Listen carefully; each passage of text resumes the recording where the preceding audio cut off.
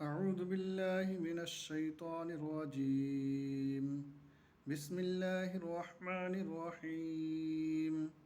وإذا أخذنا ميثاق بني إسرائيل لا تعبدون إلا الله وبالوالدين إحسانا وذي القربى واليتامى والمساكين وقولوا للناس حسنا وأقيموا الصلاة وآتوا الزكاة ثم توليتم إلا قليلا منكم وأنتم معرضون.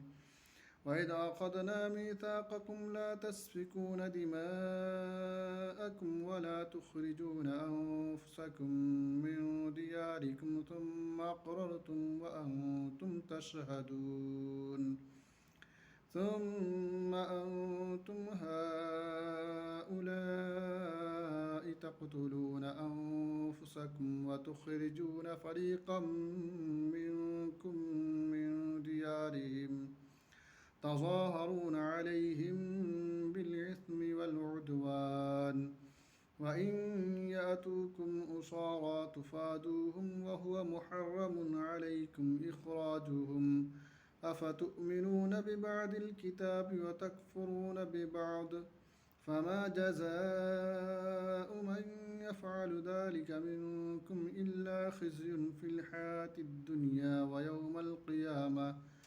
ويوم القيامة يردون إلى أشد العذاب وما الله بغافل عما تعملون. أولئك الذين اشتروا الحياة الدنيا بالآخرة فلا يخفف عنهم العذاب ولا هم ينظرون.